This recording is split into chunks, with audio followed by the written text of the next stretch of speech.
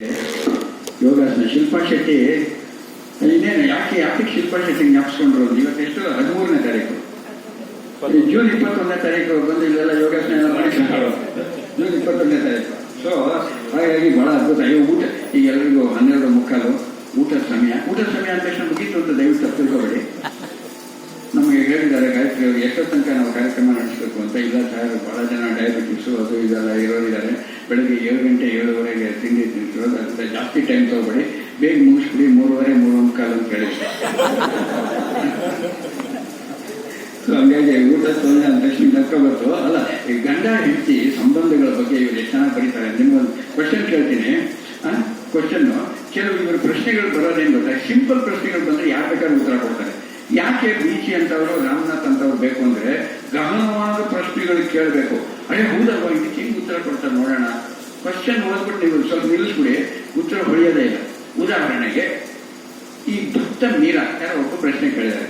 ಈ ಮೀರಾ ಭಕ್ತ ಮೀರಾ ಇದ್ದಲ್ಲ, ಭಕ್ತ ಮೀರಾ, ಆಮೇಲೆ ರಾಧೆ, ಅಕ್ಕ ಮಹಾದೇವಿ, ಇವರೆಲ್ಲ ಪರಪುರುಷನ ಹಿಂದೆ ಹೋದ್ರಲ್ಲ ಸರ್, ಇದು ಸರಿನಾ ಅಂತ ನೋಡಿ. ಎಂತ ಪ್ರಶ್ನೆ.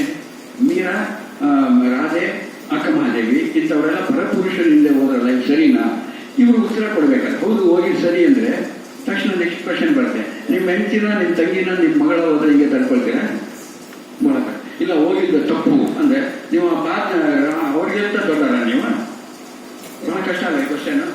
ಸೊ ಇವ್ರು ಉತ್ತರ ಹೇಳ್ತಾರೆ, ಈ ಮೀರಾ, ರಾಧಾ, ಅಕ್ಕಮಹಾದೇವಿ ಅವರೆಲ್ಲ ಹೋಗಿದ್ದು ಪರಪುರುಷನ ಹಿಂದೆ ಅಲ್ಲ, ಪರಮ ಪುರುಷನ ಹಿಂದೆ ಅಲ್ವಾ? ಪರಮ ಪುರುಷನ ಹಿಂದೆ. ಸಾಮರಸ್ಯ ಹಾಸ್ಯದಲ್ಲಿ ಏನು ಅಂತಂದ್ರೆ ಬರೀ ಮೆಸೇಜ್ಗಳು ಕೊಡ್ತಾನೆ, ತಮಾಷೆಯಿಂದಾನೇ ಹೇಳ್ತಾನೆ ಮೆಸೇಜ್ಗಳು ಕೊಡ್ಬೇಕು. ಇಲ್ಲೊಬ್ಬ ಗಂಡ ಹೆಂಡತಿ ಇದ್ದಾರೆ. ಇವ್ರು ಯಾರೋ ಪ್ರಶ್ನೆ ಕೇಳಿದರೆ, ಗಂಡ ಉದ್ದ, ಹೆಂಡತಿ ಕುಳ್ಳಿ, ಇವರಿಬ್ಬರು ಸಂಸಾರ ಹೆಂಗೆ ಸಾಮರಸ್ಯ ನಡೆಯುತ್ತಾ? ಅವ್ರು ಏನ್ರೆ ಅಂತಾರೆ, ಏನೇ ಅಂತ ಹಿಂಗಂದ್ರೆ ಅವ್ನು ಫಸ್ಟ್ ಫ್ಲೋರ್ ಅಲ್ಲಿ, ಇವ್ರು ಗ್ರೌಂಡ್ ಫ್ಲೋರ್ ಅಥವಾ ಬೇಸ್ಮೆಂಟ್ ಅಲ್ಲಿ ಇರ್ತಾರೆ. ಸೊ ತಲೆ ಎತ್ತಿ ನೋಡ್ಬೇಕು, ಹೀಗೆ ಹೇಗೆ ಅಂತ ಹಿಂಗಲ್ಲ. ಗಂಡ ಬಹಳ ಉದ್ದ, ಹೆಂಡತಿ ಬಹಳ ಕೊಳ್ಳು, ಈ ಸಂಸಾರದಲ್ಲಿ ಸಾಮರಸ್ಯ ಇರಕ್ಕೆ ಸಾಧ್ಯನಾ ಸರ್? ಇವ್ರು ಹೇಳ್ತಾರೆ, ಸಂಸಾರದಲ್ಲಿ ಸಾಮರಸ್ಯ ಇರಬೇಕಾದ್ರೆ ಸೆಂಟಿಮೀಟರ್ ಮುಖ್ಯ ಅಲ್ಲ, ಸೆಂಟಿಮೆಂಟ್ಸ್ ಮುಖ್ಯ ಅಲ್ವಾ? ಸೆಂಟಿಮೆಂಟ್ ಇದ್ದಾಗ ಹೈಟು ಗೀಟು ಅದೆಲ್ಲ ಬರೋದೇ ಇಲ್ಲ, ಸಾಧ್ಯ ಅನ್ನಕ್ಕೆ. ಹೆಣ್ಣು ಗಂಡೇದೇ. ಸೊ ಈಗ ಇನ್ನೊಂದು ಮುಖ್ಯವಾದ ಒಂದು ವಿಷಯ ಕೊಡ್ತಾ ಈಗ ನಾವು ಹಾಡು ಊಟ ಸಮಯ ಅಂತ ಯಾಕೆ ಹೇಳಿದೆ ಅಂತಂದ್ರೆ, ನನಗೆ ಯಾರೋ ಕೆಲವು ಇಂಗ್ಲಿಷ್ನಲ್ಲಿ ಕನ್ನಡದಲ್ಲಿ ಮಾಡೋಕ್ಕೆ ನನಗೆ ಸ್ವಲ್ಪ ಇಷ್ಟ. ನನಗೆ ಭಾಷೆಗಳು ಭಾಳ ಇಷ್ಟ, ನನಗೂ ಅಷ್ಟೇ ಇವ್ರಿಗೂ ಅಷ್ಟೇ. ಇಂಗ್ಲೀಷ್ ಆಗಲಿ ತಮಿಳು ತೆಲುಗು ಆಗಲಿ ಅದಕ್ಕೆ ಕೆಡಿಸ್ಬಿಟ್ಟು ಇನ್ನೇನೋ ಮಾಡೋದು. ಪ್ಲೇಟ್ ಮೀಲ್ಸ್, ಫುಲ್ ಮೀಲ್ಸ್ ಅಂತ ಎರಡಿದೆ, ಬೋರ್ಡ್ ಹಾಕಿದ್ದಾರೆ. ಕನ್ನಡದವರು ಪಕ್ಕಾ ಕನ್ನಡಿಗ, ಕನ್ನಡಕಾಯಿ ಕೈ ಎತ್ತಿ, ಕನ್ನಡಕಾಯಿ ಕಲ್ಲೆತ್ತಿ ಅದೆಲ್ಲ ಇದೆಯಲ್ಲ. ಸೊ ಈ ತರ ಇರುವಾಗ ಪಕ್ಕಾ ಕನ್ನಡಿಗ ಪ್ಲೇಟ್ ಮೀಲ್ಸ್ ಅನ್ನಕ್ಕೆ ಏನಂತಾನೆ, ಫುಲ್ ಮೀಲ್ಸ್ ಅನ್ನಕ್ಕೆ ಏನಂತಾರೆ? ಪ್ಲೇಟ್ ಮೀಲ್ಸ್ ಅನ್ನಕ್ಕೆ ಮಿತ ಭೋಜನ ಅಂತನೋ, ಇನ್ನೇನು ಅನ್ನ ಸಾಂಬಾರ್ ಅಂತನೋ, ಈ ತರದ್ದೇನೋ ಹೇಳ್ಬೋದು. ಫುಲ್ ಮೀಲ್ಸ್ ಅನ್ನಕ್ಕೆ ಏನಂತಾರೆ? ಊಟ ತಯಾರಿದೆ ಅಂತ ಬೋರ್ಡ್ ಹಾಕಿರ್ತಾರೆ. ಏನು ಹೇಳ್ಬೋದ ಮೇಡಮ್? ಅವ್ರು ಕೇಳ್ತಾ ಇದ್ರೆ ಇಂದಿರಾ ಮೇಡಮ್ ಅಂತೀನಿ ನಾನು. ಏನ್ ಗೊತ್ತಾ ಆನ್ಸರು? ಪ್ಲೇಟ್ ಮೀಲ್ಸ್ಗೂ ಫುಲ್ ಮೀಲ್ಸ್ಗೂ ಕನ್ನಡದಲ್ಲಿ ಇದು ತಟ್ಟೆ ತುಂಬಾ ಊಟ, ಅದು ಹೊಟ್ಟೆ ತುಂಬಾ ಊಟ. ಅದು ಪ್ಲೇಟ್ ಮೀಲ್, ತಟ್ಟೆ ತುಂಬಾ ಊಟ, ಇದು ಹೊಟ್ಟೆ ತುಂಬಾ ಊಟ, ಫುಲ್ ಮೀಲ್ಸ್ ಈ ತರ. ಸೊ ಹೀಗಿರುವಾಗ ಯಾಕೆ ಇದನ್ನು ಜ್ಞಾಪಿಸುತ್ತೆ ಅಂದ್ರೆ, ಅದರೊಳಗೂ ನಮ್ಮಲ್ಲಿ ಮೊನ್ನೆ ನಾನು ಯಾರೋ ಇನ್ನೊಂದು ಪ್ರಶ್ನೆ ಕೇಳಿದ್ರು. ಸರಿ, ಇದರೊಳಗೆ ರೋಡ್ ಸೈಡ್ ರೆಸ್ಟೋರೆಂಟ್ಗಳಿರುತ್ತಲ್ಲ, ಮೊಟ್ಟೆ, ದೋಸೆ, ಈ ಇಡ್ಲಿ ಈ ತರ ಎಲ್ಲ ಮಾಡೋದು. Road side vegetarian restaurant, road side vegetarian ರೆಸ್ಟೋರೆಂಟ್ಗೆ ಕನ್ನಡದಲ್ಲಿ ಏನು ಅಂತ? ಬೀದಿ ಬದೆಯ ಸಸ್ಯಾಹಾರಿ ಉಪಹಾರ ಮಂದಿರ ಅಂತ ಇಷ್ಟುದ್ದ ಮಾಡೋಷ್ಟೊಂದಿಗೆ ಆ ಗಾಡಿ ಅಷ್ಟೇ ಉದ್ದ ಇರುತ್ತೆ. ಸೊ ಇದೆಲ್ಲ ಸರಿ ಹೋಗ. ಕನ್ನಡ ಅಂದ್ರೆ ಹೇಗಿರ್ಬೇಕು, ಬಹಳ ಫಸ್ಟ್ ಕ್ಲಾಸ್ ಆಗಿರ್ಬೇಕಲ್ಲ ಕನ್ನಡ. ಇಂಗ್ಲಿಷ್ಗಿಂತ ಚೆನ್ನಾಗಿದೆ. ಏನು ರೋಡ್ ಸೈಡ್ ವೆಜಿಟೇರಿಯನ್ ರೆಸ್ಟೋರೆಂಟ್ ಅನ್ನಕ್ಕೆ ಕನ್ನಡದಲ್ಲಿ ಏನ್ ಗೊತ್ತಾ? ಬಯಲು ಶಾಖಾಲಯ.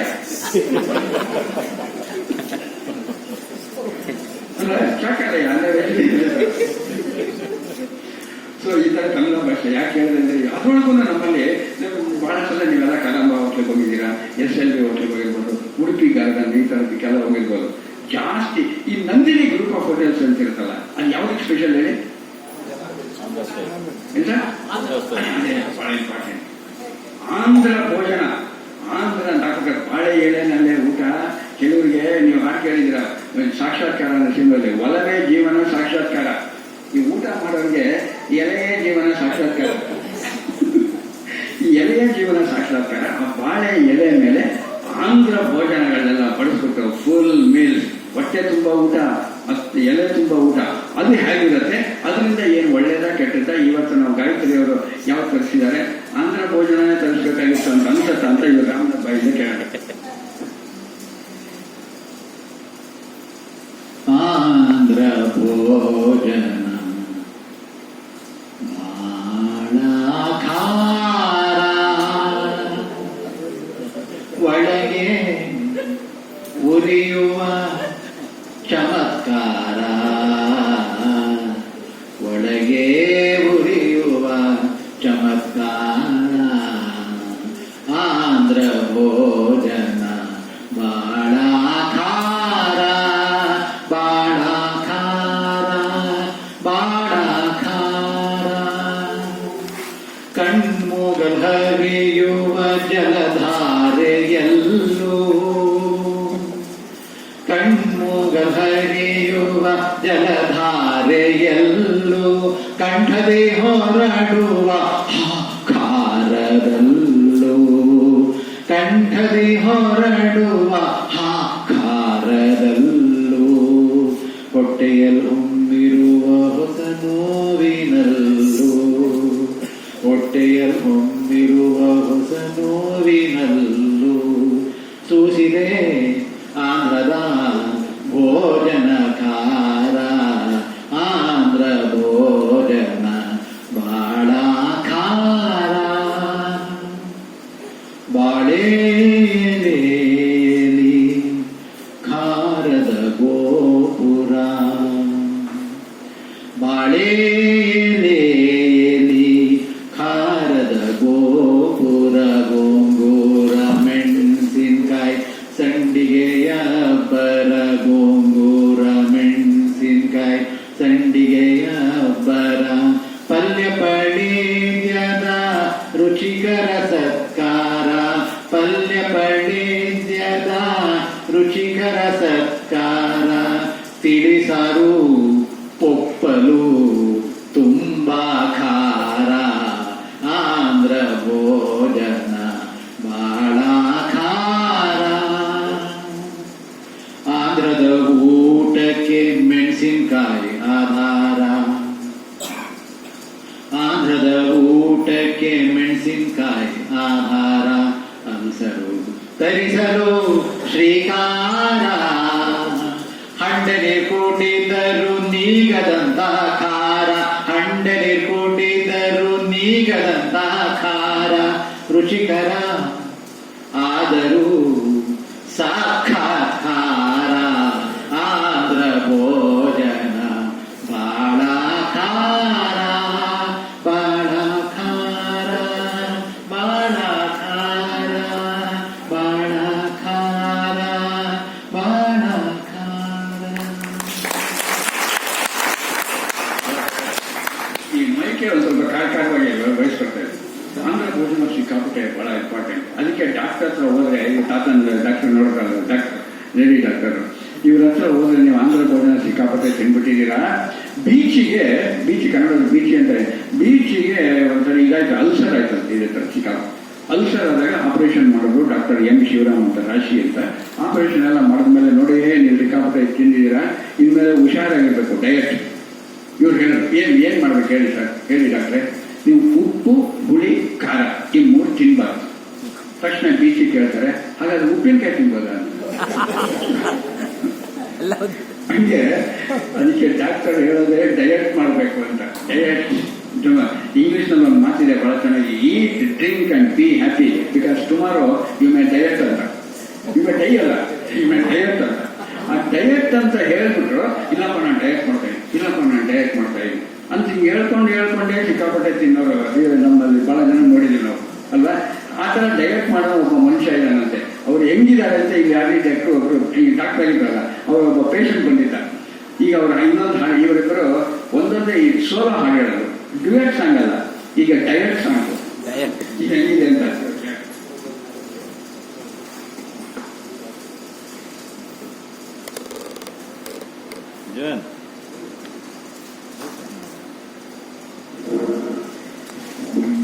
ಮೇಲೆ ನಿಂತ್ಕೋತೆ. ಹೋಟೆಲ್ ಹೋಗಿ ಹಲ್ವಾ ಪೇಡ ಜಾಮೂನ್ ತಿಂತಾರೆ, ಮೇಲಷ್ಟು ಮಸಾಲ ದೋಸೆ ಕತ್ತರಿಸಿರ್ತಾರೆ. ಹೋಟೆಲ್ ಹೋಗಿ ಹಲ್ವಾ ಪೇಡ ಜಾಮೂನ್ ತಿಂತಾರೆ, ಮೇಲಷ್ಟು ಮಸಾಲ ದೋಸೆ ಕತ್ತರಿಸಿರ್ತಾರೆ. ಮನೆಗೆ ಬಂದು ಶುಗರ್ ಲೆಸ್ ಕಾಫಿ ಅಂತಾರೆ, ಮನೆಗೆ ಬಂದು ಶುಗರ್ ಲೆಸ್ ಕಾಫಿ ಅಂತಾರೆ. ಕೇಳಿದ್ರೆ ಡಯಟ್ ಅಂತ ತಾನ ಹೇಳ್ತಾರೆ. ಏನ್ ಡಯಟೋ ಇವ್ರದು, ಏನ್ ಡಯಟೋ, ಏನ್ ಡಯಟೋ ಇವ್ರದು, ಏನ್ ಡಯಟೋ. ಬೆಳಗಾಗೆದ್ದು ಜಾಗಿಂಗ್ ಅಂತ ಪಾರ್ಕಿಗೆ ಹೋಗ್ತಾರೆ, ಬೆಳಗಾಗೆದ್ದು ಜಾಗಿಂಗ್ ಅಂತ ಬೆಳಗಾಗೆದ್ದು ಜಾಗಿಂಗ್ ಅಂತ ಪಾರ್ಕಿಗೆ ಹೋಗ್ತಾರೆ. ಎಕ್ಸಸೈಸು ಯೋಗ ಮಾಡಿ ಸುಸ್ತಾಗ್ಬಿಡ್ತಾರೆ. ಬೆಳಗಾಗೆದ್ದು ಜಾಗಿಂಗ್ ಅಂತ ಪಾರ್ಕಿಗೆ ಹೋಗ್ತಾರೆ, ಎಕ್ಸಸೈಸು ಯೋಗ ಮಾಡಿ ಸುಸ್ತಾಗ್ಬಿಡ್ತಾರೆ. ವಾಪಸ್ ಬರ್ತಾ ದರ್ಶಿನಿಗೆ ನುಗ್ಗೆ ಬಿಡ್ತಾರೆ, ವಾಪಸ್ ಬರ್ತಾ ದರ್ಶಿನಿಗೆ ನುಗ್ಗೆ ಬಿಡ್ತಾರೆ. ಲೈಫ್ ಮೂಡ್ ಅಂತ ಬೋಂಡ ಸಾಂಬಾರ್ ತಿಂದೇ ಬಿಡ್ತಾರೆ. ಏನ್ ಡಯಟೋ ಇವ್ರದು, ಏನ್ ಡಯಟೋ, ಏನ್ ಡಯಟೋ ಇವ್ರದು, ಏನ್ ಡಯಟೋ. ರಾತ್ರಿ ಅನ್ನ ಬೇಡ ಅಂತ ಮುದ್ದೆ ತಿಂತಾರೆ, ಅರ್ಧ ಹೊಟ್ಟೆ ಮಾಡಿಕೊಂಡು ಮಲಗೆ ಬಿಡ್ತಾರೆ. ರಾತ್ರಿ ಅನ್ನ ಬೇಡ ಅಂತ ಮುದ್ದೆ ತಿಂತಾರೆ, ಅರ್ಧ ಹೊಟ್ಟೆ ಮಾಡಿಕೊಂಡು ಮಲಗೆ ಬಿಡ್ತಾರೆ. ಅರ್ಧ ರಾತ್ರಿ ಹಸಿವೆಯಾಗಿ ಎದ್ದೇ ಬಿಡ್ತಾರೆ, ಅರ್ಧ ರಾತ್ರಿ ಹಸಿವೆಯಾಗಿ ಎದ್ದೇ ಬಿಡ್ತಾರೆ. ಫ್ರಿಜ್ಜಲ್ಲಿರೋ ಐಸ್ ಕ್ರೀಮ್ ಎಲ್ಲ ತಿಂದೇ ಬಿಡ್ತಾರೆ. ಏನ್ ಡಯಟೋ ಇವ್ರದು, ಏನ್ ಡಯಟೋ, ಏನ್ ಡಯಟೋ ಇವ್ರದು, ಏನ್ ಡಯಟೋ. ಹೋಟೆಲ್ ಹೋಗಿ ಹಲ್ವಾ ಪೇಡ ಜಾಮೂನ್ ತಿಂತಾರೆ, ಮೇಲಷ್ಟು ಮಸಾಲ ದೋಸೆ ಕತ್ತರಿಸ್ತಿರ್ತಾರೆ. ಮನೆಗೆ ಬಂದು ಶುಗರ್ ಲೆಸ್ ಕಾಫಿ ಅಂತಾರೆ, ಮನೆಗೆ ಬಂದು ಶುಗರ್ ಲೆಸ್ ಕಾಫಿ ಅಂತಾರೆ. ಕೇಳಿದ್ರೆ ಡಯಟ್ ಅಂತ ತಾಣ ಹೇಳ್ತಾರೆ. ಏನ್ ಡಯಟೋ ಇವ್ರದು, ಏನ್ ಡಯಟೋ, ಏನ್ ಡಯಟೋ ಇವ್ರದು, ಏನ್ ಡಯಟೋ. ಈ ತರ ಡಯಟ್ ಮಾಡಿ ಹೊಟ್ಟೆ ಕರಗಿಸ್ಬೇಕು ಅಂದ್ರೆ ಬಹಳ ಕಷ್ಟ ಅಲ್ಲ. ಅದಕ್ಕೆ ಎಲ್ಲರೂ ಮಾಡೋದು ಹೊಟ್ಟೆಗಾಗಿ ಅಂತ ಮಾಡೋದೇನು.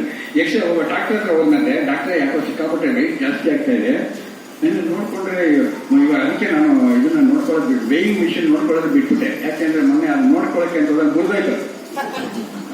ಅದಕ್ಕೆ ಇವಾಗ ಹೊಟ್ಟೆ ಕರಗಿಸಕ್ಕೆ ಏನಾದ್ರು ಒಂದು ಎಕ್ಸಸೈಸ್, ಸಿಂಪಲ್ ಎಕ್ಸಸೈಸ್ ಇದೆ ಯಾವ್ದಾದ್ರು ಹೇಳ್ತೀರಾ? ಅದಕ್ಕೇನಂತೆ, ನೀವು ಒಂದು ಕೆಲಸ ಮಾಡಿ, ಯಾಕೆ ಸುಮ್ಮನೆ ಯೋಗ ಈಗ ಅದೆಲ್ಲ ಮಾಡಕ್ ಹೋಗ್ತೀರಾ? ನಾನು ಸಿಂಪಲ್ ಎಕ್ಸಸೈಸ್ ಹೇಳ್ತೀನಿ, 3 months ಅಲ್ಲಿ ನಿಮ್ಗೆ ಹೊಟ್ಟೆ ಕಡೆ ಹೋಗುತ್ತೆ, ನೀವು ಬೇಕಾದ್ರೆ ಫಾಲೋ ಮಾಡ್ಬೋದು. ಏನು ಅಂದ್ರೆ ಅದು ನೆಕ್ ಎಕ್ಸಸೈಸ್. ಹಿಂಗೆ ಮಾಡ್ಬೇಕಂತ. ಇದು ಯಾವಾಗ ಮಾಡ್ಬೇಕು ಡಾಕ್ಟ್ರೆ? ಯಾರು ನಿಮ್ಗೆ ತಿನ್ನಕ್ ಕೊಡ್ತಾರಲ್ಲ ಅವಾಗ. ಇಷ್ಟೇ ಸಿಂಪಲ್, ಅದೇ ಡಯಟಿಂಗ್ ಬರ್ತಾ ಇರೋದು. ಇವ್ ಕ್ವಶನ್ ಆನ್ಸರ್ ಹೇಳಿದ್ಮೇಲೆ ಗಂಡ ಹೆಂಡತಿ ಬಗ್ಗೆ, ಸಂಬಂಧದ ಬಗ್ಗೆ ಮೀರಾ ಗಿರ ಅಂತೆಲ್ಲ ನೋಡ್ದಲ್ಲ. ಇವಾಗ ಒಂದು ಪ್ರಶ್ನೆ ಕೇಳಿದ್ದಾರೆ ಯಾರೋ ಒಬ್ರು. ಏನಂದ್ರೆ, ನೀವು ಯಾವತ್ತಾದ್ರೂ ನಿಮ್ಮ ಹೆಂಡತಿಗೆ ಹೊಡೆದಿದ್ದೀರಾ ಅಥವಾ ನಿಮ್ಮ ಹೆಂಡತಿಯಿಂದ ಹೊಡೆಸ್ಕೊಂಡಿದ್ದೀರಾ? ಈ ಪ್ರಶ್ನೆಗೆ ಏನ್ ಹೇಳ್ತಾರೆ? ಎರಡು ಇಲ್ಲ ಅಂತ ಹೇಳಕ್ಕೆ. ನಾವು ಹೊಡೆದು ಇಲ್ಲ, ಹೊಡೆಸ್ಕೊಂಡು ಇಲ್ಲ ಅಂತ ಹೇಳಿದ್ರೆ ಅದಕ್ಕೆ ನೀವೇ ಹೇಳ್ಬೇಕ? ಅದಕ್ಕೆ ಆ ಥರ ಎಕ್ಸ್ಪೆಕ್ಟ್ ಮಾಡಿರಲ್ಲ. ನೀವು ಹೆಂಡತಿಗೆ ಯಾವ ಥರ ಹೊಡೆದಿದ್ದೀರಾ ಅಥವಾ ನೀವು ಹೆಂಡತಿಯಿಂದ ಹೊಡೆಸ್ಕೊಂಡಿದ್ದೀರಾ? ಇವ್ರು ಹೇಳಿದ್ದಾರೆ, ಹೌದು ನಾನು ಹೊಡೆದಿದ್ದೀನಿ, ಹೊಡೆಸ್ಕೊಂಡಿದ್ದೀನಿ. ತಕ್ಷಣ ನಾನು ಕೋರ್ಟಿಗೆ ಓದು ಕರೀತಾರೆ. ಅವರು ಏನು ಕರೀತಾರೆ ಅಂದ್ರೆ, ನಾನು ನನ್ನ ಹೆಂಡತಿಗೆ ಹೊಡೆದಿದ್ದೀನಿ, ಏನು ಸಲಾಮ. ಹೆಂಡತಿಯಿಂದ ಹೊಡೆಸ್ಕೊಂಡಿದ್ದೀನಿ, ಏನು ಗೊರಕೆ. ನೋಡಿ, ಈಗ ಕರೆಕ್ಟ್ ಅಲ್ಲ? ಈ ಪ್ರೀತಿ ಗೊರಕೆ ಹೊಡೆದ್ರೂ ಅವಳು ಹೆಂಡತಿ ಮೇಲೆ ಪ್ರೀತಿ ಹೋಗಿಲ್ಲ, ಸಲಾಮ್ ಹೊಡೆಯೋದು, ಮಸ್ತ ಹೊಡೆಯೋದು, ಇದು ಸಂಸಾರದ ಸಾಮರಸ್ಯ. ಹಾಸ್ಯದ ಮುಖಾಂತರ ಹೆಂಗ್ ಹೋಗ್ಬೇಕು. ಇನ್ನೊಂದು ಕೆಲವು ಫಿಲಾಸಫಿ ಪ್ರಶ್ನೆಗಳು ಕೇಳ್ಬೇಕು. ನೀವು ಇಷ್ಟು ಜನ ಕೇಳಿದ್ವಿ, ನಾವೆಲ್ಲ ಭಗವದ್ಗೀತೆ ಶ್ಲೋಕ ಅಂತ ಹಿಂಗೆ ಹೇಳಿದ್ರೆ ಬಹಳ ಒಂದು ಪ್ರಶ್ನೆ ಕೇಳಿದಾನೆ ಒಬ್ಬ. ಆತ್ಮನಿಗೂ ಪರಮಾತ್ಮನಿಗೂ ಏನ್ ವ್ಯತ್ಯಾಸ? ಇಂತಹ ದೊಡ್ಡ ದೊಡ್ಡ ಪುರಾಣ ಪ್ರವಚನ ಮಾಡೋರಿಗೆ ಬಹಳ ಕಷ್ಟ. ಅವ್ರಿಗೆ ಅದ್ವೈತ, ಅದ್ವೈತ, ವಿಶಿಷ್ಟ ಅದ್ವೈತ ಅಂತ ಏನೇನೋ ಹೇಳ್ಬಿಟ್ಟು ಅದ್ವೈತ ಹುಂಡೈ ಕರ್ಕೊಂಡು ಹೋಗ್ತಾರೆ. ಬಹಳ ಕಷ್ಟ. ಇವರು ಸಿಂಪಲ್ ಆಗಿ ಏನ್ ಹೇಳ್ತಾರೆ, ಆತ್ಮಕ್ಕೂ ಪರಮಾತ್ಮಕ್ಕೂ ಏನ್ ವ್ಯತ್ಯಾಸ ಅಂದ್ರೆ, ಆತ್ಮ ಇದಾನೆ ಅಂತಲ್ಲ, ಆತ್ಮ ಅದು ಊರಿಂದ ಊರಿಗೆ ಟ್ರಾನ್ಸ್ಫರ್ ಆಗೋ ಸರ್ಕಾರಿ ನೌಕರ ಇದ್ದಂಗೆ. ಪರಮಾತ್ಮ ಸರ್ಕಾರ ಇದ್ದಂಗೆ. ಇಮ್ಯಾಜಿನ್ ಮಾಡ್ಕೊಳ್ಳಿ ಅಲ್ವಾ? ಊರಿಂದ ಊರಿಗೆ ಟ್ರಾನ್ಸ್ಫರ್ ಆಗುವಂತ ಸರ್ಕಾರಿ ನೌಕರ ಇದ್ದಂಗೆ ನಾವು. ಆತ್ಮ ಅಂದ್ರೆ ಜನ್ಮದಿಂದ ಹೋಗ್ತಾ ಇರುತ್ತೆ. ಆತ್ಮ ಅಂತ ಅದು ಸರ್ಕಾರ ಹೀಗಿದೆ ಫಿಲಾಸಫಿ ಅಲ್ವಾ. ಈ ರೀತಿ ಕೊನೆಯ ಒಂದು ಪಂಚ್ ಇಟ್ಟಿದಾರವಲ್ಲ, ಅದನ್ನ ಆಮೇಲೆ ಹೇಳ್ತೀನಿ ನಾನು ಬಹಳ. ಈಗ ನಮ್ಮಲ್ಲಿ ಇವರೇನೋ ತೆಗಿತಾ ಇದ್ದಾರೆ, ಇವರು ಏನೋ ತೆಗೆದು ಯಾರು ಬೇಕು ಹಾಗೆ ಓದ್ತಾ ಇದ್ದಾರೆ, ಪುಸ್ತಕ ಹಿಡ್ಕೊಂಡು ಓದ್ತಾ ಇದ್ದಾರೆ. ಇದನ್ನು ತೆಗೆದಿದ್ದರಿಂದ ಶ್ರೀಪತಿ ಮಂಜನ್ ಬೈಲಲ್ಲ, ಶ್ರೀಪತಿ ಮಂಜನ್ ಮೊಬೈಲ್, ಶ್ರೀಪತಿ ಮಂಜನ್ ಮೊಬೈಲ್. ಇವರು ಒಂದು ಹಾಡುಗಳು ಹೇಳಿದ್ದಾರೆ, ಬರೀ ರಾಮನಾಥ್ ಹಾಡುಗಳು. ಡುಂಡಿರಾಜ್ ಅಂತ ನಮ್ಮಲ್ಲಿ ಕವಿ ಇಲ್ಲ, ನಿಮಗೆಲ್ಲ ಚೆನ್ನಾಗಿ ಗೊತ್ತು. ಅವರು ಇತ್ತೀಚೆಗೆ ಅಣುಕು ಹಾಡುಗಳು, ಬಹಳ ಅಣುಕು ಹಾಡುಗಳೆಲ್ಲ ಬರೀತಾ ಇದ್ದಾರೆ. ಸೊ ಡುಂಡಿರಾಜ್ ಒಂದು ಅಣುಕು ಹಾಡು, ಹೆಂಡತಿ ಹೊಡೆಸ್ಕೊಂಡಿದ್ದೀರಾ ಹೊಡೆದಿದ್ದೀರಾ ಅಂತ ಕೇಳೋದಲ್ಲ, ಹೆಂಡತಿ ಬೈತಾಳ ನಮ್ಗೆ, ಹೆಂಡತಿ ಸುಮ್ಮನೆ ಬೈತಾಳಪ್ಪ ಅಂತಲ್ಲ. ಇಲ್ಲ, ಬೈಗಳು ಕೂಡ ಬಹಳ ಒಳ್ಳೆಯದು. ಹೆಂಡತಿ ಬೈಗಳಲ್ಲ ಅಂತ ಇಲ್ಲಿ ಬಂದಿರೋ ಗಂಡಂದ್ರೆಲ್ಲ ನೆನಪು ಮಾಡ್ಕೊಳ್ಳೋಕೆ ಒಂದು ಹಾಡು ಹೇಳ್ತಾರೆ. ಅಲ್ಲಿ ಹೋಗ್ತೀರಾ?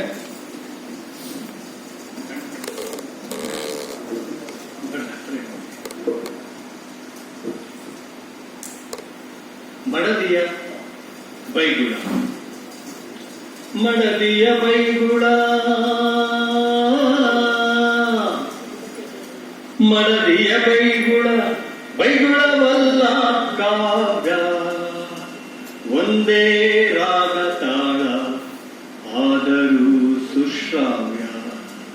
ಮಡದಿಯ ಬೈಗುಳ, ಬೈಗುಳವಲ್ಲ ಕಾವ್ಯ, ಒಂದೇ ರಾಗ ತಾಳ ಆದರೂ ಸುಶ್ರಾವ್ಯ. ಹೊಸ ಹೊಸ ಹೋಲಿಕೆ, ಅದ್ಭುತ ಕಲ್ಪನೆ, ಪ್ರಾಸಲಯ ಪದ ಮೈತ್ರಿ. ಹೊಸ ಹೊಸ ಹೋಲಿಕೆ, ಅದ್ಭುತ ಕಲ್ಪನೆ, ಪ್ರಾಸಲಯ ಪದ ಮೈತ್ರಿ. ಗಂಡನ ಬೈಯಲು ತೊಡಗಿದಳೆಂದರೆ, ಗಂಡನ ಬೈಯಲು ತೊಡಗಿದಳೆಂದರೆ, ಹೆಂಡತಿಯು ಕವಯಿತ್ರಿ, ಹೆಂಡತಿಯು ಕವಯಿತ್ರಿ. ಮಡದಿಯ ಬೈಗುಳ, ಬೈಗುಳವಲ್ಲ ಕಾವ್ಯ, ಒಂದೇ ರಾಗ ತಾಳ ಆದರೂ ಸುಶ್ರಾವ್ಯ. ಹೇಗೆ ಬೈಯಲಿ ಎಷ್ಟೇ ಗೊಣಗಲಿ, ಹೇಗೆ ಬೈಯಲಿ ಎಷ್ಟೇ ಗೊಣಗಲಿ, ಮಡದಿಯ ದನಿಯೇ ಜೇನು, ಮಡದಿಯ ದನಿಯೇ ಜೇನು. ಬೈಗುಳ ಭಕ್ಷವ ಸವಿಯುತ ಗಂಡ, ಬೈಗಳ ಭಕ್ಷವ ಸವಿಯುತ ಗಂಡ, ಸುಮ್ಮನಿರುವುದೇ ಚೆನ್ನು, ಸುಮ್ಮನಿರುವುದೇ ಚೆನ್ನು. ಮಡದಿಯ ಬೈಗುಳ, ಬೈಗುಳವಲ್ಲ ಕಾವ್ಯ, ಒಂದೇ ರಾಗ ತಾಳ ಆದರೂ ಸುಶ್ರಾವ್ಯ. ಬೆನ್ನನು ತಿರುಗಿಸಿ ಒಂದೇ ಸಮನೆ, ಬೆನ್ನನು ತಿರುಗಿಸಿ ಒಂದೇ ಸಮನೆ, ಗೊಣಗುತ್ತ ಬೈಯುತ್ತಲಿದ್ರೆ, ಗೊಣಗುತ್ತ ಬೈಯುತ್ತಲಿದ್ರೆ. ಪತ್ನಿಯ ಬೈಗುಳ, ಪತಿಗದೆ ಜೋಗುಳ, ಪತ್ನಿಯ ಬೈಗುಳ, ಪತಿಗದೆ ಜೋಗುಳ. ಬರುವುದು ಬೇಗನೆ ನಿದ್ರೆ, ಬರುವುದು ಬೇಗನೆ ನಿದ್ರೆ.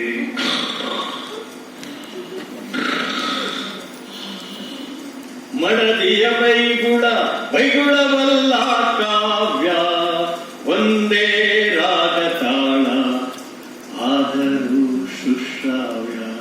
ಮಡದಿಯ ಬೈಗುಳ, ಬೈಗುಳವಲ್ಲ ಕಾವ್ಯ, ಕಾವ್ಯ. ನಮಸ್ಕಾರ. ಇಷ್ಟೊಂದು ಸುಶ್ರಾವ್ಯವಾಗಿ ಕಾವ್ಯ ಬಗ್ಗೆ ಹೇಳಿದ್ದೇನು ಗೊತ್ತಾಗ, ಹೆಂಡತಿ ಹೆಸರು ಕಾವ್ಯ ಅಂತ, ಮಗಳ ಹೆಸರು ಕವಿತಾ ಅಂತೆ.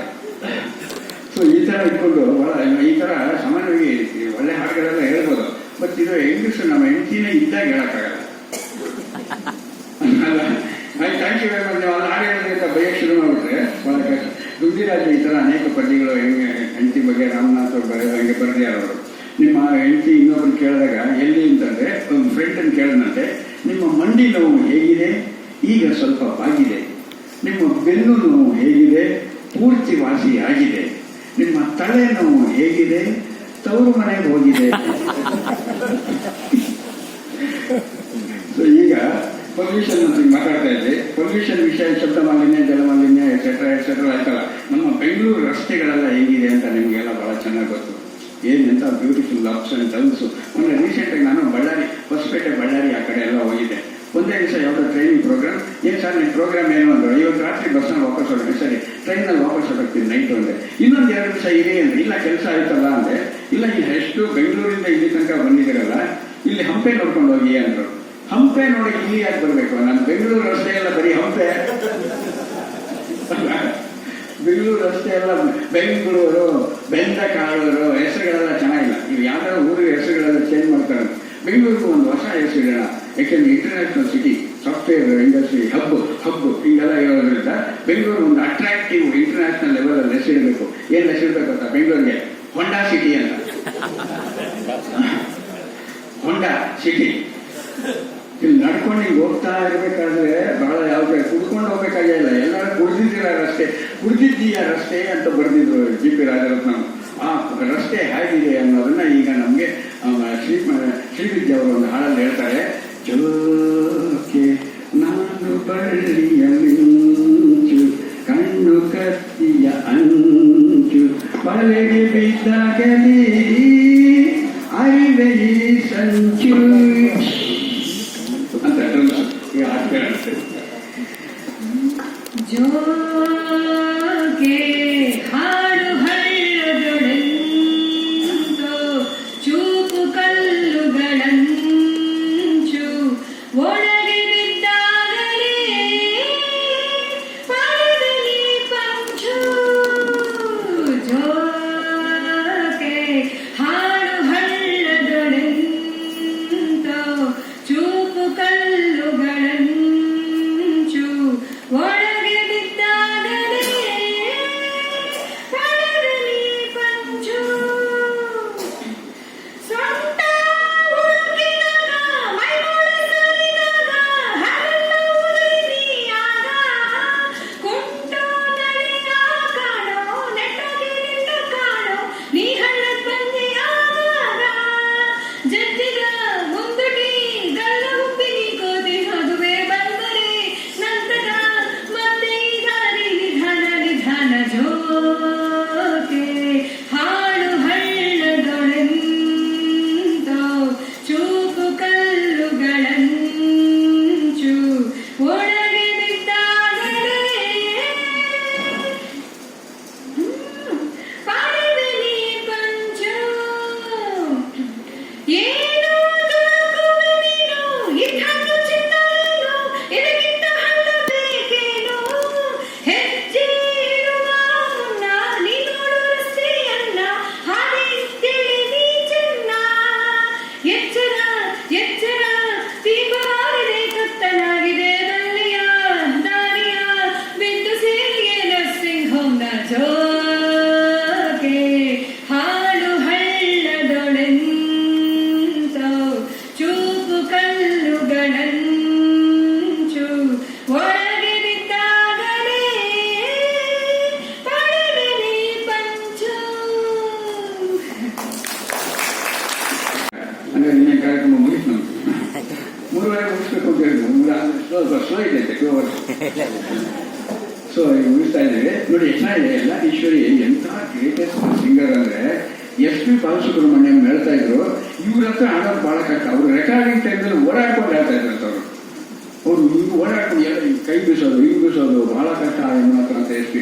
ಅಥವಾ ಈ ಒಂದೊಂದು ಕನ್ನಡ ಬರಲ್ಲ ಅವರು ಮಲಯಾಳಿ, ಆದ್ರೆ ಒಂದೊಂದು ಕನ್ನಡ ಅಕ್ಷರಗಳು ತಗೊಂಬಂದು ವಹರ ಮೇರ ಮುರುಗ ವಹರ ನನ್ನ ಸಿಂಗ ಅಂತ ಒಂದು ಹಾಡಿದೆಯಲ್ಲ, ಅದಕ್ಕೆ ಅವರು ಚಂಬ ಕಟ್ಕೊಳ್ತಾ ಇರ್ತಾನೆ. ಬಾಜಿ ಕಟ್ಟಿ ನೋಡು ಬರ ಮೀಸೆ ಮಾವ, ಬಾಜಿ ಕಟ್ಟಲೆಂದು ಬಂದೇವಿ ಅಂತ ಹೇಳಿದಾಗ ಅರೆ ಬಾಜಿ ಕಟ್ಟಿ ನೋಡು ಬರ ಅಂತ ಅರೆ ಅನ್ನೋದ್ರೊಳಗೆ ಎಂಟೈರ್ ನೀರು ತಗೊಂಡ್ಬಿಡ್ತಾರೆ. ಅದಕ್ಕೆ ಹೇಳೋದು ಎಂಥ ಗ್ರೇಟ್ ಸಿಂಗರ್. ಎಲ್ಲರೂ ಈಶ್ವರಿ, ಎಲ್ಲರೂ ಈಶ್ವರಿ ಆಗಕ್ಕಾಗಲ್ಲ ಅಂತ. ಈಗ ಕೊನೆಗೆ ಒಂದು ರಾಜ್ಕುಮಾರ್ ಕೊನೆಯ ಪ್ರಶ್ನೆ, ಕೊನೆಗೆ ಒಂದು 2 ನಿಮಿಷ ಸಮಪ್ ಮಾಡ್ಬಿಡ್ತಾರೆ ಅವರು. ಸಮಪ್ ಮಾಡ್ತಾರೆ.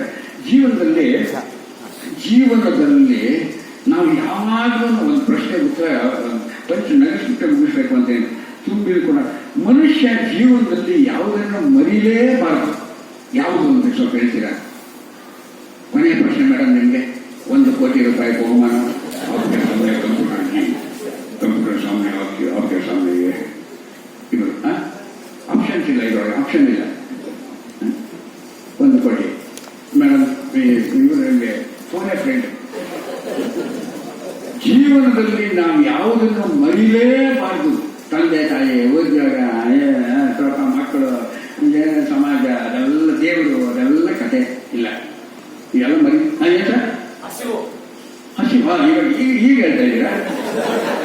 ಅಕಸ್ಮಾತ್ ಈ ಪ್ರಶ್ನೆ ನಾನು ಸಾಯಂಕಾಲ 6:30 ಕೇಳಿದ್ದೆ, ಅವಾಗಲೂ ಹಸುವಾಗುತ್ತೆ. ಜೀವನದಲ್ಲಿ ಯಾವಾಗಲೂ ಮರೀಲೇಬಾರ್ದು ಯಾವುದಪ್ಪ ಅಂದ್ರೆ ಉಸಿರಾಡೋದನ್ನ ಅಲ್ವಾ? ನೋಡಿ ಎಷ್ಟು ಚೆನ್ನಾಗಿದೆ ಜೀವನದಲ್ಲಿ ಉಸಿರಾಡ. ಸೊ ಈಗ ಎಷ್ಟು ಫಿಲಾಸಫಿಯರು ಒಂದು ಪಂಚ್ ಕೊಡ್ತಾರೆ. ನಮ್ಗೆಲ್ಲರಿಗೂ ಈ ಹಾಸ್ಯ ಮಾಡೋರು ಯಾರ್ಯಾರು ಇದ್ದಾರೋ ಪ್ರಪಂಚದಲ್ಲಿ ಅವರೆಲ್ಲರ ಮೇಲೂ ಒಂದು ಸಮಾಜ ಒಂದು ಆಪಾದನೆ ಕೊಡುತ್ತೆ. ಏನಂದ್ರೆ ನೀವು ಯಾವಾಗಲೂ ನೀವು ತಮಾಷೆಗಳು ಮಾಡುವಾಗ ಹೆಂಗಸರನ್ನ ಅವಹೇಳನ ಮಾಡ್ತೀರ. ಹೆಂಗಸರೆಲ್ಲ ಇವಾಗ ಬೈಗಳಲ್ಲ ಅಂತ ಹೇಳೋದು, ಹೆಂಗಸರು ಹಿಂಗ ಅನ್ನೋದು, ಗಂಡಸರೆಲ್ಲ ಮಹಾ ಗ್ರೇಟ್ ಅಂತ ನೀವು ಸಮಾಜದಲ್ಲಿ ಹಾಸ್ಯಗಾರ ಇದ್ದಾರಲ್ಲ ನೀವು. ಅವ್ರು ಯಾರೇ ಆಗಲಿ, ಅವರು ಪ್ರಾಣೇಶ್ ಆಗಲಿ, ಕೃಷ್ಣೇಗೌಡ ಆಗಲಿ, ರಿಷಬ್ ಲೂಯಿಸ್ ಆಗಲಿ, ಪಿಜ್ಜಾ ಬರ್ಗರ್ ಆಗಲಿ, ಪಿಜ್ಜಾ ಬರ್ಗರ್ ಅಲ್ಲ ಪಿಜ್ಜಾ ಬರ್ಗರ್. ಸೊ ಈ ತರ ಹಂಗೆ ಹೇಳ್ತಾರೆ. ರಾಮನಾಥ್ ಇಲ್ಲ, ನಾವು ಆ ಥರ ಅಲ್ಲ. ನಾವು ಗಂಡಸರು ಆಡ್ಕೋತೀವಿ, ಹೆಂಗಸರು ಆಡ್ಕೋತೀವಿ. ಒಂದ್ಸರಿ ಒಂದ್ ಸಣ್ಣ ಘಟನೆ ಏನಂದ್ರೆ, ಒಬ್ಬ ಪೇಪರ್ ಒತ್ತಾ ಕೂತಿದ್ದ ಗಂಡ, ಹೆಂಡತಿ ಅಡಿಗೆ ಮನೇಲಿ ಇದ್ಲು.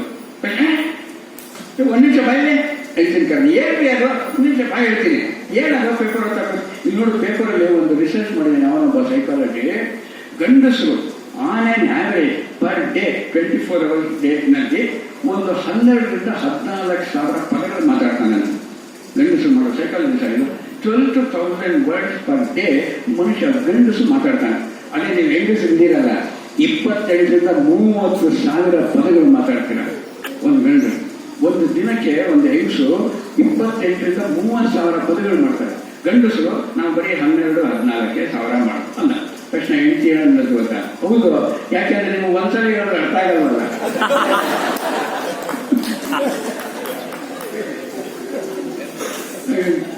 ನೀವು ಒಂದ್ಸಲ ಹೇಳೋದು ಅರ್ಥ ಆಗಲ್ಲ. ಅವಹೇಳನ ಏನಿಲ್ವಲ್ಲ. ಹಂಗೆ ಅಂದ್ಬಿಟ್ಟು ಈಗ ಓದ್ಲು ತಕ್ಷಣ ಇವನು ಏನಂದ್ರೆ ಅಂತ ಆಯ್ತಾ, ಅರ್ಥ ಆಯ್ತಾ?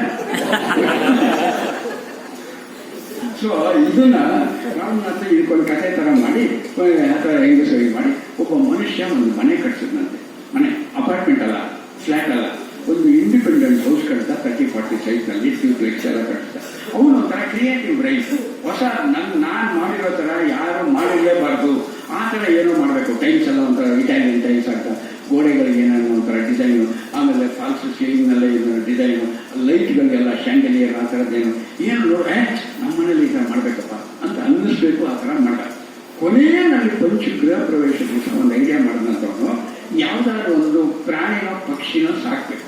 ಯಾರು ಸಾಕಿರ್ಬಾರ್ದು, ಯಾವ್ದಿದೆ ಆ ಥರ ಪ್ರಾಣಿ ಯಾರು ಸಾಕಿರ್ಬಾರ್ದು ಅಂದ್ರೆ ಯಾವುದು ಅಂತ ಯಾವ್ದು ನೀವು ಹೇಳಿ ಅಂದ್ರೆ ಆನೆ ಅಂತ ಹೇಳೋಂಗಿಲ್ಲ ನೀವು. ಸೊ ಯಾವ್ದಾದ್ರು ಸಾಕಿರೋದು, ನಾಯಿ ಸಾಕೋಣ ಅಂದ್ರೆ ಪ್ರತಿಯೊಬ್ಬರ ಮನೆಯಲ್ಲೂ ನಾಯಿ ಇದ್ದೇ ಇದೆ. ಬೆಕ್ಕು ಸಾಕ್ಬೇಕಾಗಿಲ್ಲ, ಅದೇ ನಿಯಮ ಬರುತ್ತೆ. ಇಲಿ ಅದು ಸಿಗಣೆ ಸೊಳ್ಳೆ ಅಂತ ಅದೆಲ್ಲ ಏನೂ ಇಲ್ಲ. ಸರಿ, ಇನ್ನೇನು ಸಾಕೋದು? ಯಾರೋ ಒಬ್ರು ಗಿಣಿ ಸಾಕಿದ್ರು ಅಂದ್ರೆ, ಗಿಣಿನ ಯಾರು ಬೇಕಾದ್ರೆ ಪಂಜರ ಸಾಕಿರೋ ಎಷ್ಟೋ ಜನ ಇದ್ದಾರೆ. ಅಲ್ಲಿ ಹೋದ್ರೆ ಗಣಪತಿ ಸಚ್ಚಿದಾನಂದ ಆಶ್ರಮಕ್ಕೆ ಎಷ್ಟು ಬೇಕಾದ್ರೆ ಗಿಣಿಗಳು ಸಿಗತ್ತೆ. ಸೊ ಅದು ಇವನ ಹೆಂಡತಿ ಹೆಸರು ರಾಗಿಣಿ ಅಂತ. ಸೊ ಗಿಣಿ ಸಾಕೋದೆಲ್ಲ ಸರಿ ಇಲ್ಲ ಅಂತ ಯೋಚನೆ ಮಾಡೋದು. ಯಾರು ಕೇಳೋದು? ರಾಮನಾಥ್ ಕೇಳಿ ಒಳ್ಳೆ ಐಡಿಯಾ ಕೊಡ್ತಾರೆ. ರೈಟ್, ಇವ್ರಿಗೆ ಆಪ್ಷನ್ ಕೊಡ್ಬೇಕಲ್ಲ. ಆಪ್ಷನ್ ಇಲ್ಲ ಅಂತ ಹೇಳಿದ್ರೆ ಇವ್ರಿಗೊಂದು ಆಪ್ಷನ್ ಕೊಡ್ತಾರೆ. ಸರ್, ನಾನು ಹೊಸ ಮನೆ ಗೃಹ ಪ್ರವೇಶಕ್ಕೆ ನೀವು ಟೈಮಿಗೆ ಬರ್ಬೇಕು ರಾಮನಾಥ್ ಅವರೇ. ಆದ್ರೆ ನಾನೊಂದು ಪಕ್ಷಿ ಸಾಕ್ಬೇಕು ಅಂತಿದ್ದೀನಿ, ಕಾಗೆ ಸಾಕಲ್ಲ ಗೂಬೆ ಸಾಕಲ್ಲ ಅಂತ. ಈ ಆಪ್ಷನ್ ಇಲ್ಲಿ ಯಾರು ಸಾಕಿಲ್ಲ. ಇವರು ಕಾಗೆ ಸಾಕಿಲ್ಲ ಗೂಬೆ ಸಾಕಿಲ್ಲ ಅಂತ ಒಂದು ಪ್ರಶ್ನೆ ಕೇಳಿದ. ಇವರು ಆನ್ಸರ್ ಕೊಟ್ಟರು, ನೀವು ಕಾಗೆನೇ ಸಾಕಿ, ಯಾಕೆಂದ್ರೆ ನೀವು ಹೆಂಡತಿ ಯಾಕಿದ್ರೆ ಗೂಬೆ ಸಾಕ್ತಾ ಇದಾರಲ್ಲ.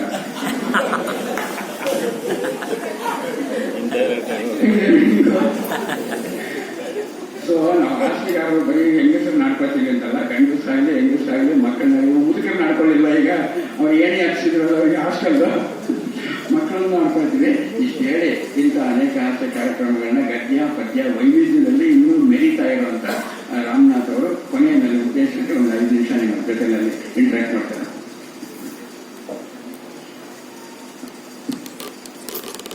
ಹಲವಾರು ಕಡೆಗಳಲ್ಲಿ ನಾವು ಪ್ರೋಗ್ರಾಮ್ಗಳನ್ನು ಕೊಡುವಾಗ ಜನಗಳಿಂದ ಯಾವುದೇ ಪ್ರಶ್ನೆಯನ್ನು ನೀವು ಕೇಳಬಹುದು, ಅದನ್ನು ಕೂಡ ನಾವು ತಕ್ಷಣವೇ ಉತ್ತರ ಕೊಡುವಂಥದ್ದು ಅನ್ನೋಂಥದ್ದು ಕೂಡ ನಾವು ಇಟ್ಕೊಂಡಿರ್ತೀವಿ. ಇವತ್ತು ಇವರು ಬರೀ 1-1/4 ಗಂಟೆ ಹೊತ್ತು ಮಾತ್ರ ಕೊಡ್ತೀವಿ ಅನ್ನೋದ್ರಿಂದ ಅದನ್ನು ಸೇರಿಸ್ಕೊಳ್ಳಿಲ್ಲ ನಾವು. ಅದರ್ವೈಸ್ ಯಾರು ಎಲ್ಲಿ ಬೇಕಾದ್ರೆ ಕೇಳಬಹುದು, ಏನ್ ಪ್ರಶ್ನೆ ಬೇಕಾದ್ರೆ ಕೇಳಬಹುದು, ಅದು ತಕ್ಷಣವೇ ಉತ್ತರ ಕೊಡುವಂಥದ್ದು. ಒಂದ್ಸತಿ ಅದೇ ರೀತಿ ಆಯ್ತು. ಜರಗನಹಳ್ಳಿ ಶಿವಶಂಕರ್, ನೀವೆಲ್ಲ ಕೇಳಿರ್ತೀರ. ಅವರ ಕಾರ್ಯಕ್ರಮದಲ್ಲಿ ನಾನು ಹೀಗೆ ಯಾರು ಬೇಕಾದ್ರೆ ಪ್ರಶ್ನೆ ಕೇಳ್ಬೋದು ಅಂತ ಹೇಳಿದೆ. ಯಾರೋ ಒಬ್ರು ಎದ್ದು ನಿಂತ್ಕೊಂಡ್ರು, ಕೇಳಿದ್ರು, ಸರ್ ಹೆಣ್ಣಿಗೆ ಮದುವೆ ಆಗಿದೆಯೋ ಇಲ್ಲವೋ ಎಂದು ತಿಳಿಯಲು ತಾಳಿ ಇರುತ್ತದೆ, ಗಂಡಿಗೆ ಮದುವೆ ಆಗಿದೆಯೋ ಇಲ್ಲವೋ ತಿಳಿಯುವುದು ಹೇಗೆ ಸಾ? ಅಲ್ಲಿ ಪಕ್ಕದಲ್ಲೇ ಅವರ ಇವ್ರ ತರನೇ ಹೇಳೋದು, ಮಕ ನೋಡಿದ್ರೆ ಗೊತ್ತಾಗುತ್ತೆ. ಬಾಸ್ ಹತ್ರ ಬಯಸ್ಕೊಂಡ್ರು ಅದೇ ತರ ಮಕ ಇರುತ್ತೆ. ಅದು ಅಷ್ಟೇ ಅಲ್ಲ, ಬೀದಿಲಿ ಹೋಗುವ ಯಾರಾದ್ರೂ ಕೊಚ್ಚೆ ಹಾಕಿದ್ರು ಕೂಡ ಅದೇ ತರ ಮಕ ಇದೆ. ಅದಲ್ಲ, ಬೇರೆ ಏನೋ ಸ್ಪೆಷಲ್ ಇರಬೇಕು ಏನು. ಮತ್ತೆ ಅದನ್ನ ನಾನು ಹೇಳಿದ್ರೆ ಅವರು ಹೇಳ್ತಾರೆ, ಇವರು ಹೇಳ್ತಾರೆ, ನೀವು ಹೇಳಿದ್ರೆ ಏನು ಮಹಾ ಅಂತಾರೆ. They should be something different. ಹೇಳಿದೆ, ಎದುರಿನಿಂದ ಬರುತ್ತಿರುವಂತಹ ಸುಂದರವಾದ ತರುಣಿಯನ್ನು ನಿರಾಶೆಯಿಂದ ನೋಡುವವನು ಮದುವೆ ಆಗಿರುವವನು. ಬೀಚೆ ಹೇಳ್ತಾರೆ, ಹೆಣ್ಣನ್ನ ಚಿನ್ನದಿಂದ ಪರೀಕ್ಷೆ ಮಾಡ್ಬೇಕಂತೆ. ಚಿನ್ನ ಮುಂದೆ ಇದ್ದ ತಕ್ಷಣ ಅವಳು ಕರೆಕ್ಟ್ ಆಗಂತ. ಹೆಣ್ಣನ್ನ ಚಿನ್ನದಿಂದ ಪರೀಕ್ಷೆ ಮಾಡ್ಬೇಕಂತೆ, ಗಂಡನ್ನ ಹೆಣ್ಣಿನಿಂದ ಪರೀಕ್ಷೆ ಮಾಡ್ಬೇಕಂತೆ. ಅದೇ ರೀತಿಯಲ್ಲ ಇದು ಕೂಡ. ಇದರ ಹಲವಾರು ಪ್ರಶ್ನೆಗಳನ್ನ ಅಲ್ಲಲ್ಲಲ್ಲ ಕೇಳ್ಕೊಂಡು ಬರ್ತಾ ಇದ್ದಾರೆ. ಕಹಳೆಗೂ ಮಹಿಳೆಗೂ ಏನು ವ್ಯತ್ಯಾಸ ಅಂತ ಕೇಳಿದ್ರು. ಕಹಳೆ ಎಲ್ಲಿಯ ಕಹಳೆ, ಎಲ್ಲಿಯ ಮಹಿಳೆ, ಏನು ಅಂತ ಸಂಬಂಧ ಹಾಕುವಂಥದ್ದು, ಏನು ಅಂತ ವ್ಯತ್ಯಾಸ ಹೇಳುವಂಥದ್ದು. ಆದ್ರೂ ಪ್ರಶ್ನೆ ಕೇಳಿದ್ಮೇಲೆ ಶತಾವಧಾನಿ ಗಣೇಶ್ ಯಾವಾಗ ಹೇಳ್ತಾ ಇರ್ತಾರೆ, ಪ್ರಶ್ನೆ ಕೇಳಿ ಅಂತ ನೀವು ನಿಂತ್ಕೊಂಡ್ಮೇಲೆ ಅದು ಶ್ಲೀಲವೋ ಸಭ್ಯವೋ ಅಸಭ್ಯವೋ, ಅಪ್ರಸ್ತುತವೋ ಪ್ರಸ್ತುತವೋ ಅಂತ ನೀವು ಹೇಳುವಂತಹ ಅಧಿಕಾರ ನಿಮ್ಗಿಲ್ಲ. ಅವ್ರು ಏನ್ ಕೇಳಿದ್ರು ನೀವು ಉತ್ತರ ಕೊಡ್ಬೇಕಷ್ಟೇ. ಕಹಳೆಗೂ ಮಹಿಳೆಗೂ ಏನು ವ್ಯತ್ಯಾಸ ಸರ್? ಉತ್ತರ ಕೊಡ್ಲೇಬೇಕು. ನಾನು ಕೊಟ್ಟೆ. ಕಹಳೆ ಊದಿದರೆ ಚೆನ್ನ, ಮಹಿಳೆ ಊದದಿದ್ದರೆ ಚೆನ್ನ. ಯಾವ ರೀತಿಯಲ್ಲಿ ಎಲ್ಲಿಂದ ಬೇಕಾದ್ರೂ ಬರುವಂತಹ ಪ್ರಶ್ನೆಗಳು. ಬೆಕ್ಕು ಕಣ್ಣು ಮುಚ್ಚಿಕೊಂಡು ಹಾಲು ಕುಡಿಯುತ್ತದೆ ಏಕೆ ಸರ್? ಎಷ್ಟೋ ವರ್ಷಗಳಿಂದ ನಡೀತಾ ಇರುವಂತಹದ್ದು. ಅದನ್ನು ಯಾರು ರಿಸರ್ಚ್ ಮಾಡಕ್ಕೂ ಹೋಗಿದ್ದೆ ಅಂತದ್ದು. ಇದಕ್ಕೆ ನಾನು ಉತ್ತರ ಕೊಡ್ಲೇಬೇಕು. ಬೆಕ್ಕು ಕಣ್ಣು ಮುಚ್ಚಿಕೊಂಡು ಹಾಲು ಕುಡಿಯುತ್ತದೆ ಏಕೆ ಎಂದರೆ, ಕಣ್ಣು ಬಿಟ್ಟು ನೋಡಿದರೆ ಹಾಲಿಗೆ ಬೆರೆದಿರುವಂತಹ ನೀರನ್ನು ಕಂಡರೆ ಕುಡಿಯಲು ಮನಸ್ಸಾಗುವುದಿಲ್ಲ. ಆದ್ದರಿಂದ ಕಣ್ಣು ಮುಚ್ಚಿಕೊಂಡು. ಈ ತರಹ ರಾಜಕಾರಣಿಗಳು ಬಿಳಿಯ ವಸ್ತ್ರವನ್ನೇ ಧರಿಸುತ್ತಾರೆ ಏಕೆ ಸರ್? ಉದ್ದೇಶವೇನೂ ಇಲ್ಲ. ಬಿಳಿಯ ಬಟ್ಟೆ ಭೂತಗಳ ಯೂನಿಫಾರ್ಮ್ ಅಷ್ಟೇ. ಈ ತರಹ ಕಳೆದ 18 ವರ್ಷಗಳಿಂದ 18,000 ಪ್ರಶ್ನೆಗಳಿಗೂ ಹೆಚ್ಚು ಉತ್ತರಗಳನ್ನು ಕೊಟ್ಟಿದ್ದೇನೆ ನಾನು.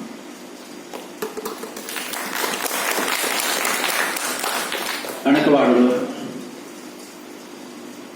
ಸುಮಾರು 400 ಅಣಕವಾಡಗಳನ್ನು ಬರೆದಿದ್ದೀನಿ. ನಮ್ಮ ಕೊಪ್ರಮಂತೂರ್ಣ ಕೂತಿದ್ದಾರೆ, ಅವರು ಸಹ ಅಣಕವಾಡಗಳನ್ನು ಬರೆದಿರುವಂತಹವರೇ. ಬೇಕಾದಷ್ಟು ಲೇಖನಗಳಂತೂ, ಹಾಸ್ಯ ಲೇಖನಗಳು ನಂದು ಇವತ್ತಿನವರೆಗೂ 700 ದಾಟ್ಕೊಂಡು ಹೋಗಿದಾಗಿದೆ. ಉದಯ್, ನಮ್ಮ ನಗೆ ಜಾಗರಣೆ ಅಂತ ಶುರು ಮಾಡಿದಂತಹ ಉದಯ್, ನಾನು ಕಂಡಂತಹ ಅತ್ಯುತ್ತಮ, ಕರ್ನಾಟಕದಲ್ಲಿ ಇರುವಂತಹ ಅತ್ಯುತ್ತಮ ಸಂಘಟಕರ ಪೈಕಿ ಅಗ್ರಪಂಕ್ತಿಯಲ್ಲಿ ನಿಂತ್ಕೊಳ್ಳುವಂತಹವರು ಉದಯ್. ಎಷ್ಟೇ ದೊಡ್ಡ ಕಾರ್ಯಕ್ರಮ, 10,000 12,000 ಜನಗಳು ಸೇರುವಂತಹ ಕಾರ್ಯಕ್ರಮವನ್ನು ಲೀಲಾಜಾಲವಾಗಿ ನಡೆಸ್ಕೊಂಡು ಹೋಗ್ತಾ ಇದ್ದಾರೆ ಹಲವಾರು ವರ್ಷಗಳಿಂದ. ಅದಷ್ಟೇ ಅಲ್ಲ, ಇವತ್ತಿಗೆ ನೀವು ಕೃಷ್ಣೇಗೌಡರನ್ನೇ ಆಗಲಿ, ಗಂಗಾವತಿ ಪ್ರಾಣೇಶನ್ನೇ ಆಗಲಿ, ಯಾರನ್ನೇ ಆಗಲಿ ಟಿವಿಯಲ್ಲಿ ನೋಡ್ಬೇಕಾದ್ರೆ ಅದಕ್ಕೆ ಮೂಲ ಕಾರಣ ಉದಯ್. ಅವರ ನಗೆ ಜಾಗರಣೆಯಲ್ಲೂ ನಾನು ಕೆಲವು ಸತಿ ಭಾಗವಹಿಸಿದ್ದುಂಟು, ಕೆಲವು ಸತಿ ನೇಪಥ್ಯದಲ್ಲಿ, ಕೆಲವು ಸತಿ ಮುಂದೆ. ಈ ರೀತಿಯಲ್ಲಿ ನಗೆ ಎಲ್ಲಿರುತ್ತೆ, ಹೇಗೆ ಕೊಡ್ಬೇಕು. ಆಗ್ಲೇ ಅವ್ರು ಹೇಳ್ತಾ ಇದ್ರು, 1 ಪದದಲ್ಲಿ 2 ಪದದಲ್ಲಿ ಪಂಚ್ಕೊಡ್ಬೋದು ಅಂತ. ನಾನು ಮಾಸ್ಟರ್ ಹಿರಣ್ಣಯ್ಯನವ್ರ ಶಿಷ್ಯ, 22 ವರ್ಷಗಳ ಕಾಲ ಅವ್ರ ಜೊತೆ ಇದ್ದೆ ನಾನು. ಅವರ ಒಂದೇ ಒಂದು ಪದದಲ್ಲಿ ಎಷ್ಟು ಚೆನ್ನಾಗಿ ಕೊಡ್ತಾರೆ. ದತ್ತು ಮತ್ತು ಧ್ವನಿ ಮಾತಾಡ್ತಾ ನಿಂತ್ಕೊಂಡಿರ್ತಾರೆ. ದತ್ತು ಈ ಕಡೆ ಇರ್ತಾನೆ, ಮಾಸ್ಟರ್ ಹಿರಣ್ಣಯ್ಯ ದತ್ತು, ಧಣಿ ಆ ಕಡೆ ಅವನು ಪಾತ್ರಧಾರಿ. ಧಣಿ ಹೇಳ್ತಾನೆ, ಕೇಳಿದೆಯೇನೋ ಯಾವೇಗೌಡರು ಮುಂದಿನ ಜನ್ಮದಾಗೆ ಮುಸಲ್ಮಾನರಾಗಿ ಹುಟ್ಟಬೇಕು ಅಂತ ಅವರಂತೆ. ದತ್ತು ಹೇಳ್ತಾನೆ, ತಿರ್ಗಾ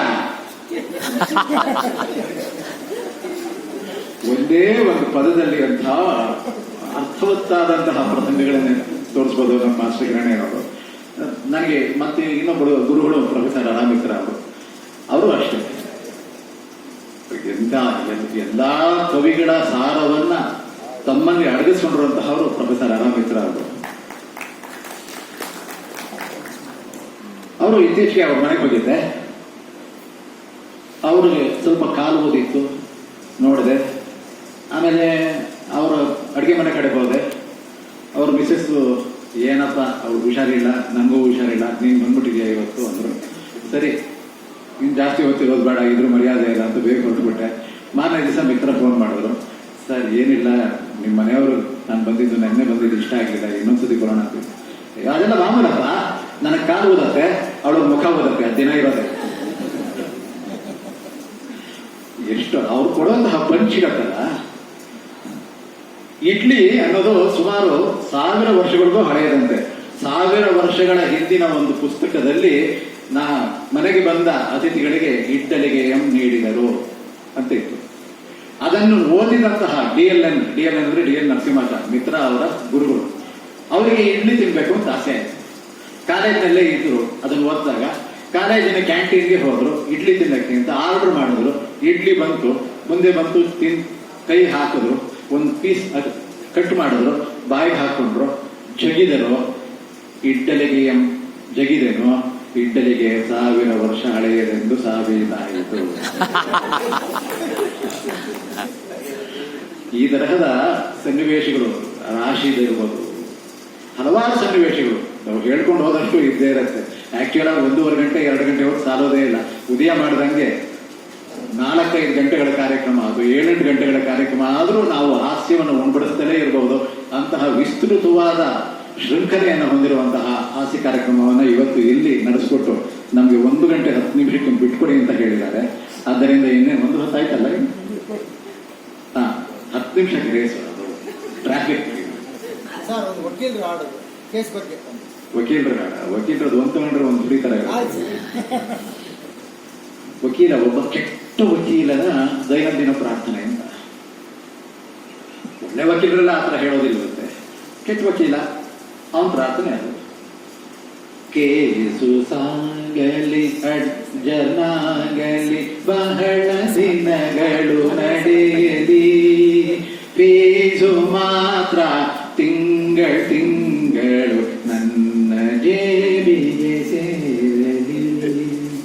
ಲಾವ್ ಲಾವ್ ಲಾವ್ ಲಾವ್ ಲಾವ್ ಲಾವ್ ಲಾವ್ ಲಾವ್ ಲಾವ್ ಲಾವ್ ಲಾವ್ ಲಾವ್ ಲಾವ್.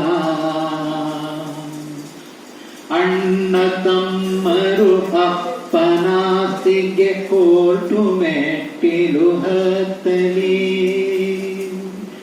ಗಂಡ ಹೆಂಡಿರು ಉಂಡು ಮಲಗದೆ ಡೈವೋರ್ಸ ತಲೆ ಸಾಗಲಿ, ಅಕ್ಕಪಕ್ಕದ ಸೈಟ್ ಮಾಲೀಕರು ಇಂಚು ಇಂಚು ಕದಾಡಲಿ, ಕಳ್ಳ ಕಾಕರು ಮಂತ್ರಿವರ್ಯರು ಕೇಸ ನನಗೆ ನೀಡಲಿ, ಕೇಸು ಸಾಗಲಿ ಅಡ್ಜನಾಗಲಿ ಬಹಳ ದಿನಗಳು ನಡೆಯಲಿ, ಫೀಸು ಮಾತ್ರ ತಿಂಗಳು ನನ್ನ ಜೇಬಿಗೆ ಸೇರಲಿ.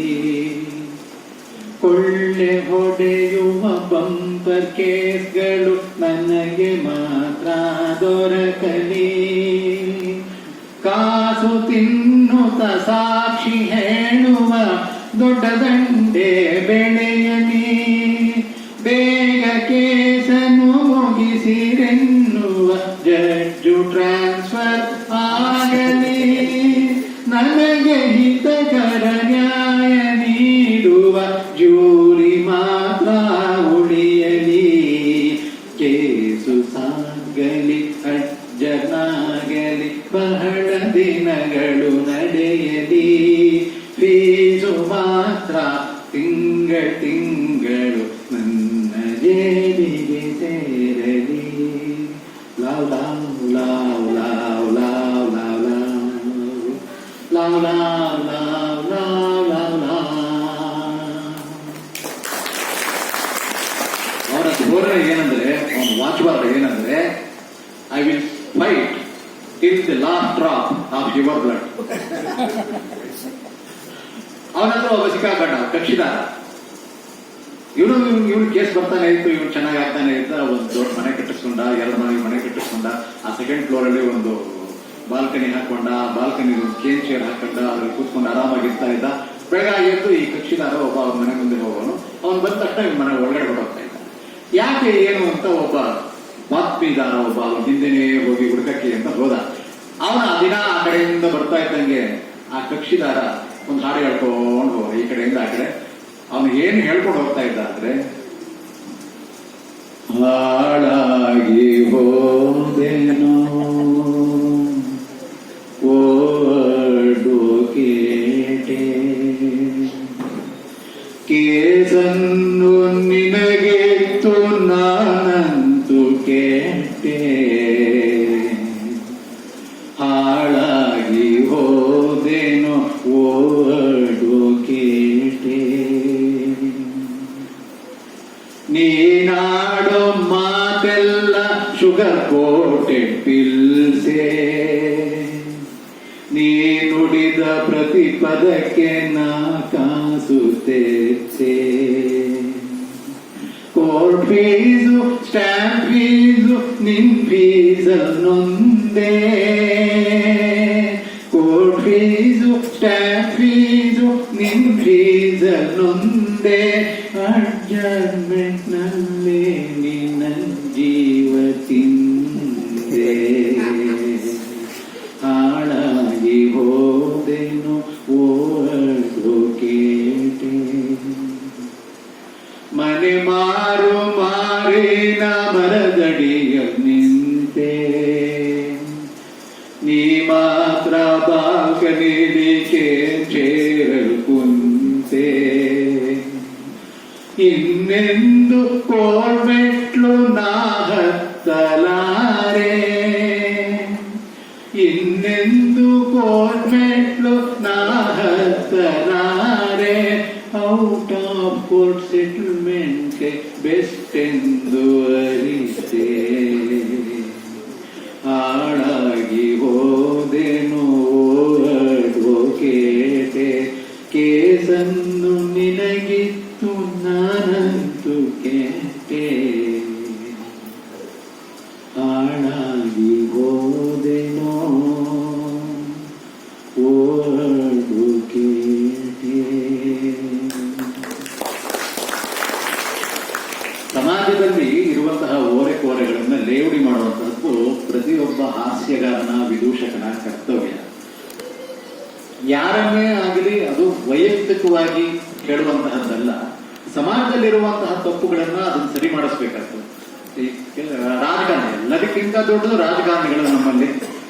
ಅವರುಗಳು ಜೀವ ಹೋದರೂ ಎಂದಿಗೂ ನೀನು ಮತವನ್ನಂತೂ ನೀಡಬೇಡ ಬೇಡ ಅನ್ನೋದು. ಹೇಗಿರ್ತಾರೆ, ಎಲೆಕ್ಷನ್ ಟೈಮಲ್ಲಿ ನೋಡಿದಾಗ ಭರವಸೆ ಕೊಡುತ್ತಾ ಮನಸೆಳೆದಾಗ ಕುರಿಗಳ ಹಾಗೆ ಮತವ ನೀಡುವೆ, ಕೈಯ ಚಾಚುವೆ ಹಣವ ಪಡೆಯುವೆ, ಮಂಕನ ಹಾಗೆ ಮೋಸ ಹೋಗುವೆ, ಬೇಡ ನಂಬಬೇಡ.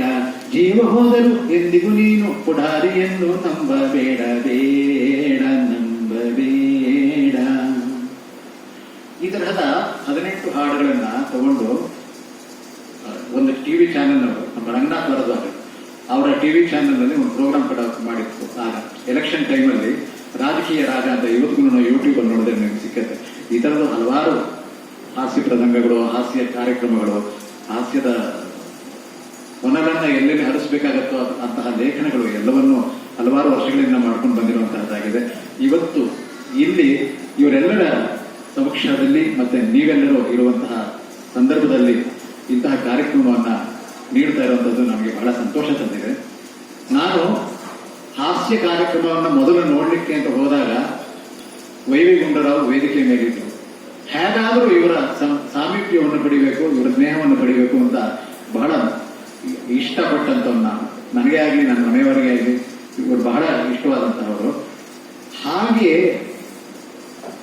ಹತ್ತಿರ ಕೂತ್ಕೋಬೇಕು, ಒಂದು 5 ನಿಮಿಷ ಮಾತಾಡಬೇಕು, 10 ನಿಮಿಷ ಮಾತಾಡಬೇಕು ಅಂತ ಇದ್ದವರಿಗೆ ಅವ್ರು ನನ್ನ ಸಾಹಿತ್ಯವನ್ನೇ ಕುರಿತು ಅವರೇ ಪ್ರೋಗ್ರಾಮ್ ಅನ್ನು ಒಂದು ನಡೆಸ್ಕೊಡುವಷ್ಟು ಮಟ್ಟಕ್ಕೆ ಅವರು ನಮಗೆ ಆತ್ಮೀಯರಾದಂತಹದ್ದು ನನ್ನ ಜೀವನದಲ್ಲಿ ಬಂದಂತಹ ಒಂದು ದೊಡ್ಡ ಸೌಭಾಗ್ಯತೆ ಅಂತ ಹೇಳೋದು ಕಷ್ಟ.